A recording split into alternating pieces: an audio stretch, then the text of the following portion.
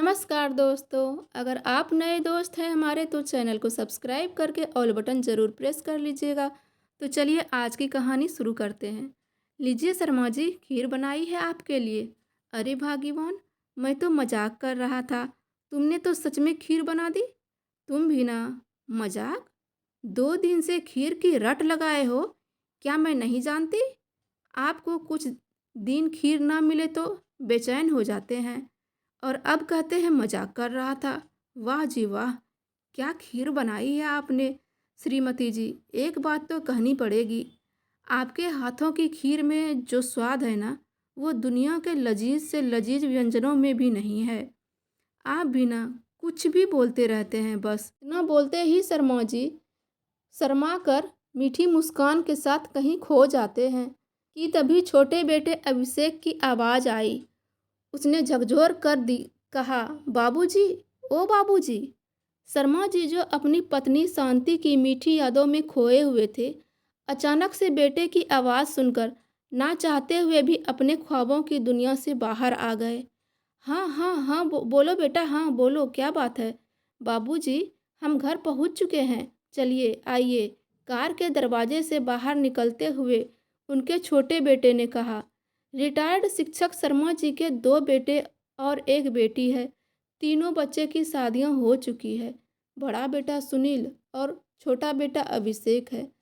बड़े बेटे और बहू के साथ उनके कुछ खास अच्छे अनुभव नहीं रहे थे, सो अपनी पत्नी के अंतिम संस्कार व 13वीं के बाद अपना गांव छोड़कर अपने छोटे बेटे बहू के पास आ गए।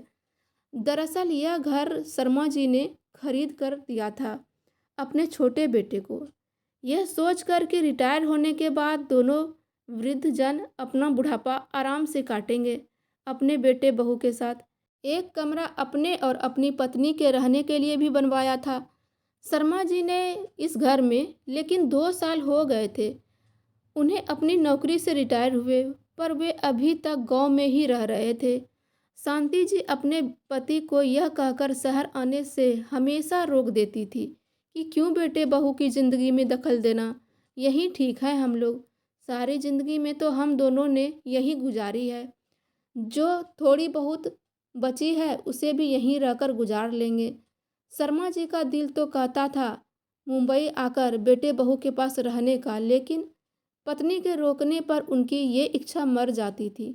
लेकिन अब शांति जी भी नहीं रही थी, इसलिए शर्मा जी भी उनके बिना अकेले से हो गए थे, तो अपने बेटे बहू के कहने पर उसके साथ मुंबई चले आए।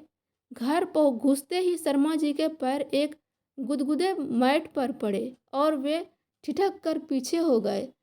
सहमे हुए कदमों से चलते हुए अंदर आए।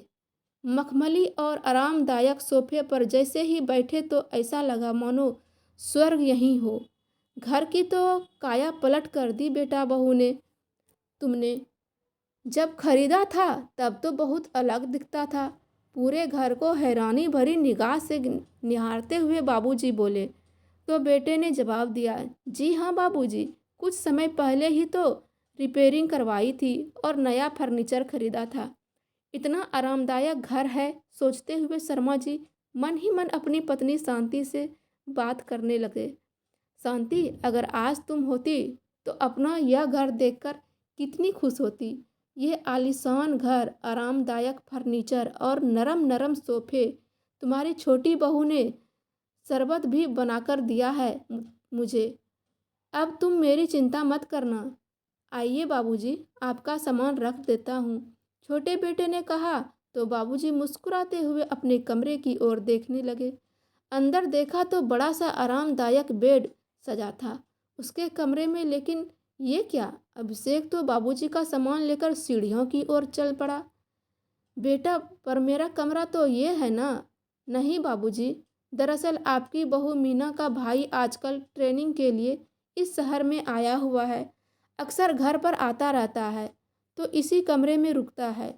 सीढ़ियाँ चढ़कर ऊपर पहुँचे तो अभिषेक ने लंबी चौड़ी छत के एक कोने में बने टीन की छत वाले कमरे को खोलकर दिखाते हुए कहा, बाबूजी, ये है घर का कबाड़ खाना, जहाँ घर की सारी टूटी फूटी बेकार वस्तुएं एकत्रित कर दी जाती है और दिवाली के त्योहार पर इसकी सफाई कर दी जाती है। यहाँ ऊपर ही एक बाथरूम और टॉयलेट भी बना हुआ है। बाबूजी ने देखा कि उसी कबाड़ खाने के अंदर एक फोल्डिंग चारपाई पर बिस्तर लगा हुआ है। यहाँ अभी कुछ खास सामान नहीं पड़ा है, इसलिए आपके रहने की व्यवस्था यहीं कर दी जाती है। कहते हुए अभिषेक ने उसे चारपाई पर बाबूजी का सामान रख दिया। शर्मा जी के तो जैसे पैरों तले जमीन खिसक गई।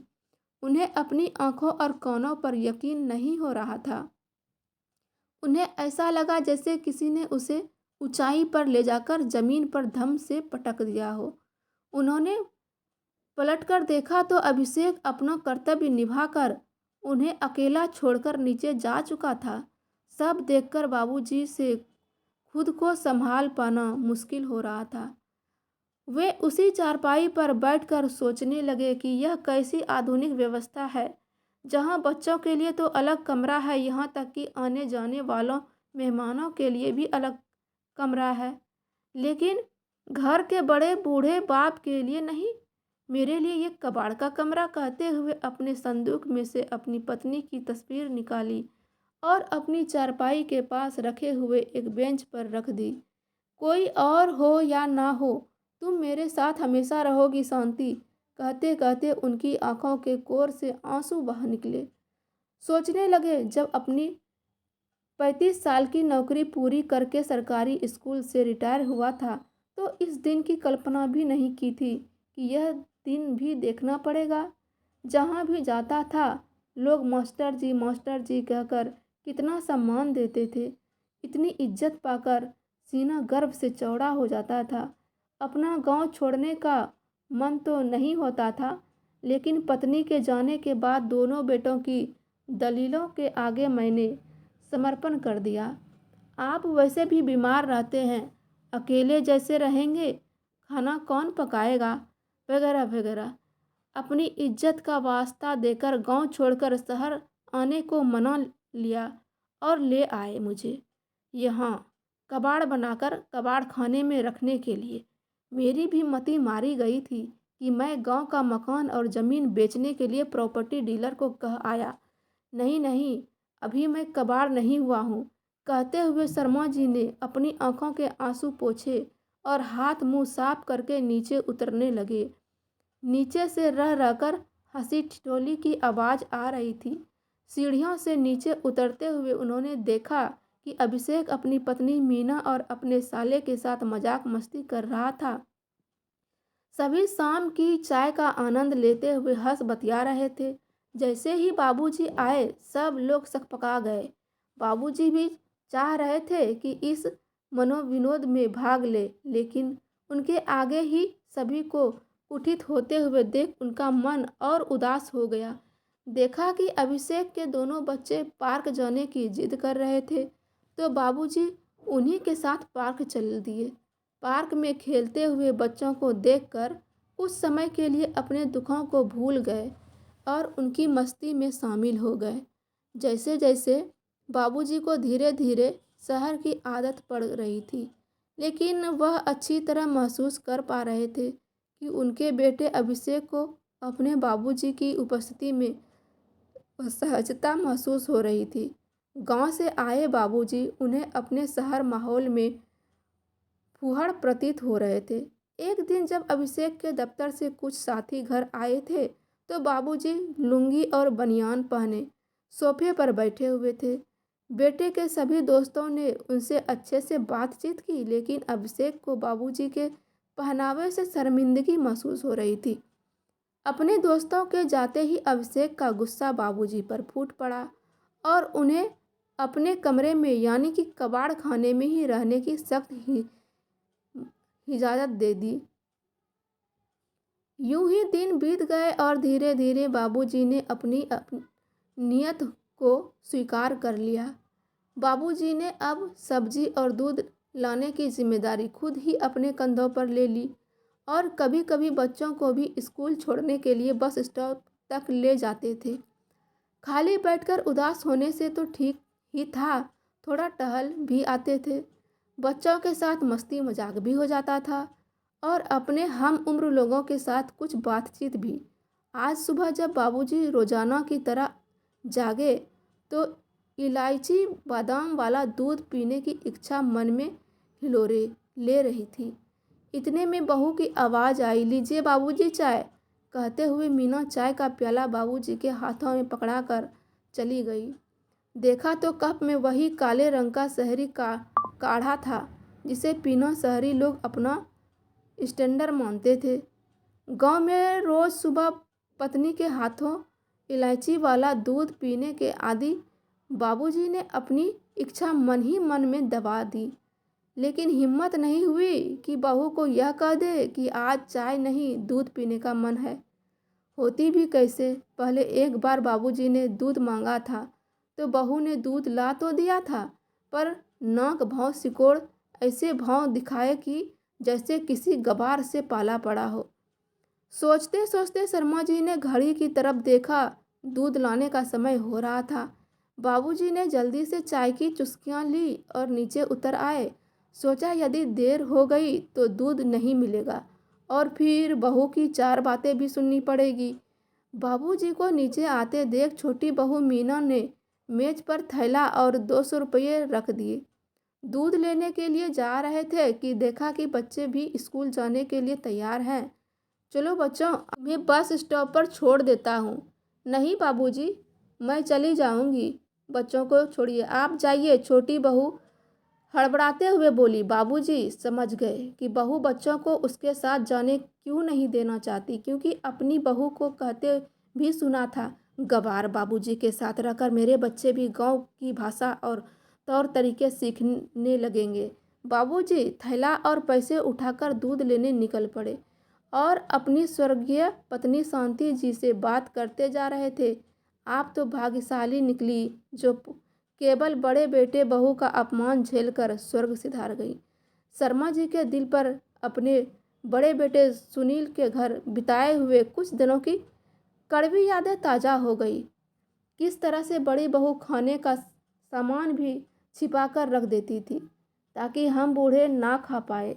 एक दिन सोफे पर बैठकर जब अखबार पढ़ते हुए मैं दातुन चबा रहा था तो सुनील ने टकार सा जवाब दे दिया था, बाबूजी ये शहर है, आपका गांव नहीं। दांत साफ करने में जो बाथरूम में जाकर कीजिए, अगर करना ही है तो। आपको देखकर बच्चे क्या सीखेंगे। 4 दिन में वापस अपने गांव लौट आए थे दोनों। पिछली यादों के सैलाब में डूबे शर्मा जी को पता ही नहीं चला कि कब दूध की दुकान पर पहुंच गए। दूध के पैकेट खरीद कर जैसे ही मुड़े तो बेटी का फ़ोन आ गया। कैसे हैं बाबूजी? दरअसल मुझे आपकी चिंता हो रही थी बाबूजी, सोचा फ़ोन करके हाल चाल ले लूँ, पूछ लूँ। इतने दिनों बाद किसी अपने की स्नेह भरी बातें सुनकर शर्मा जी की आंखें भर आई। रूंधे गले से बोले, मैं बिल्कुल ठीक हूँ बेटा, मुझे क्या हुआ है। तेरे भाई भाभी मुझे बहुत अच्छे से रखते हैं, किसी चीज़ की कमी नहीं होने देते। तू बस अपना ख्याल रखना। कहते हुए बाबूजी ने जल्दी से फ़ोन काट दिया। उन पर क्या बीत रही थी वो अपनी बेटी को बताकर उसे दुखी नहीं करना चाहते थे। फ़ोन काटते हुए भी उनकी रुलाई फूट पड़ी। काश यही प्यार और अपनापन मुझे अपने दोनों बेटों से मिल पाता। सोचते हुए बाबूजी ने खुद को संभालते हुए फिर से कदम बढ़ाते हुए शुरू कर दिए। वाकई किसी के कंधों पर आश्रित रहकर बुढ़ापे काटना कितना मुश्किल है, वो भी जब पति पत्नी में से एक चला जाए। जीवन बोझ सा लगने लगता है। शर्मा जी सोचने लगे, शांति जी तो स्वर्ग सिधार गई। अच्छी भली तो थी बेचारी, बस हल्का सा बुखार और सिर दर्द हुआ था। एक दिन रात को सोई और अगले दिन उठी ही नहीं। चलो अच्छा ही है इस दुनिया से सुहागिन आपके कंधों पर जाऊं, यही तो कहती थी वो हमेशा।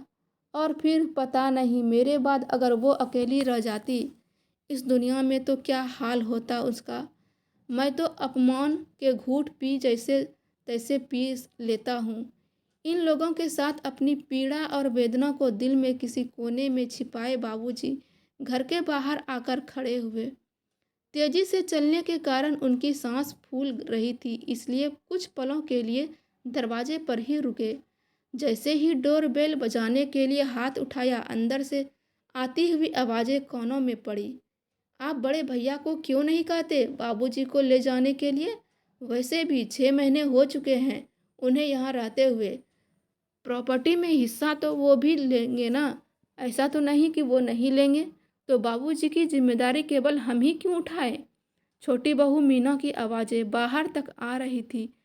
चिल्ला क्यों रही हो? लगा तो रहा हूँ फ़ोन। अरे भैया, बाबूजी का क्या करना है? मतलब 6 महीने हो गए हैं उन्हें हमारे घर आए, लेकिन आप और भाभी तो उन्हें ले जाने का नाम ही नहीं ले रहे हैं। ये सुनने की देर थी कि शर्मा जी को जैसे झटका सा लगा। दूध का थैला और बाकी बचे पैसे उन्होंने दरवाजे के बाहर ही रख दिए। लड़खड़ाते कदमों से वो घर के सामने वाले पार्क तक आए और बेंच पर बैठ गए। शायद मेरी किस्मत में ये भी देखना लिखा था, दूसरे घर की लड़कियों का क्या दोष निकालूं, जब अपने बेटे ही स्वार्थी निकले। कहते हुए बाबूजी अपनी बेबसी पर आंसू बहाने लगे। इतने में उनके गांव से उनके मित्र व प्रॉपर्टी डीलर दीनानाथ का फोन आया, जिसे बाबूजी ने अपना गांव का मकान और ज़मीन बेचने की जिम्मेदारी दी थी। अरे शर्मा जी, कैसे हैं आप? आपके गांव वाले मकान का खरीदार मिल गया है। शर्मा जी को अपने बेटों द्वारा दिए गए जख्मों से पूरी तरह टूट चुके थे। रोते हुए आवाज़ में बोले दीनानाथ, मैं गांव वापस आ रहा हूँ। उन्होंने दीनानाथ की जी को सारा हाल कह सुनाया। थोड़ी देर मित्र से बात करने के बाद शर्मा जी ने कुछ फैसला लिया। मन ही मन उन्होंने कुछ ठान लिया था। पूरे मनोबल के साथ वे घर की ओर बढ़े और डोर बेल बजाई। बाबूजी, आप तो बड़े लापरवाह निकले और दूध की थैली और बचे हुए पैसे घर के बाहर छोड़कर कहाँ चले गए थे आप? दरवाज़ा खोलते ही छोटी बहू चिल्लाई।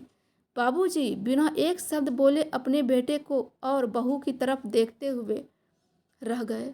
सीढ़ियों की तरफ जा ही रहे थे कि अचानक छोटे बेटे की आवाज़ सुनकर रुक गए। अरे हाँ बाबूजी, आप अपना सामान पैक कर लीजिए, शाम को भैया आ रहे हैं आपको अपने घर ले जाने के लिए। बाबूजी तो जैसे इसी बात का इंतज़ार कर रहे थे। पूरे आत्मविश्वास के साथ पीछे मुड़ते हुए बाबूजी बोले, सामान पैक मैं नहीं, तुम करोगे। क्या? क्या मतलब है आपका? छोटी बहू चिल्लाई। क्या मतलब है आपका? फिर छोटी बहू चिल्लाई। मतलब भी समझा देता हूँ, शायद तुम लोग भूल चुके हो कि ये मकान मैंने खरीदा था हम सब लोगों के रहने के लिए, और आज भी ये घर मेरे नाम पर है। इस घर में कौन रहेगा और कौन नहीं रहेगा ये मैं तय करूँगा, तुम लोग नहीं। मेरी खून पसीने की कमाई से खरीदे हुए घर में मुझे ही टीन की छत वाला कबाड़ खाना दे दिया रहने के लिए, और यहाँ तुम्हारे लिए आलीशान बेड और एयर कंडीशनर की हवा। बस बहुत हुआ। 15 दिन का समय मैं तुम्हारे पास इस मकान को खाली करने के लिए देता हूँ। तो क्या आप अकेले इस मकान में रहेंगे? बेटा बोला। जी नहीं, इस मकान को बेचकर मैं वापस अपने गांव जा रहा हूँ, अपने पुराने मकान में जहाँ मेरी पत्नी की यादें बसती हैं। बस कम से कम वहाँ मैं अपने पुराने मित्रों के साथ बैठकर हाल चाल तो बांट सकता हूँ। बाबूजी, आपने तो हमें पल में पराया कर दिया। बेटा बहू गिड़गिड़ाने लगे। ये फैसला लेने से पहले इतना भी नहीं सोचा कि इतनी जल्दी हम रहने का इंतज़ाम कैसे करेंगे? पराया किसने किसको किया, ये तुम कभी आराम से बैठ कर सोचना। और तुम्हारा पिता अभी तक इतना कठोर दिल नहीं हुआ है, इसलिए जब तक तुम्हारा इंतजाम कहीं और नहीं हो जाता तब तक तुम ऊपर टीन की छत वाले कबाड़ खाने में रह सकते हो। मुझे इससे भी कोई ऐतराज़ नहीं होगा। बेटा बहू हक्के बक्के होकर पिताजी की तरफ लगातार देख रहे थे और बाबूजी गजब के आत्मविश्वास के साथ अपने उन कमरे की तरफ बढ़ गए जो उन्होंने अपने और अपनी पत्नी के लिए बनवाया था। आज पहली बार उन्हें मखमली गद्दों पर सुकून से लेटने का सौभाग्य मिल रहा था। दोस्तों, एक बूढ़े लाचार पिता की कहानी आपको कैसी लगी? इनका कठोर फैसला कैसा लगा? कमेंट में ज़रूर बताइएगा। फिर मिलते हैं एक नई स्टोरी के साथ। हंसते रहिए, मुस्कुराते रहिए, खुश रहिए। हर हर महादेव।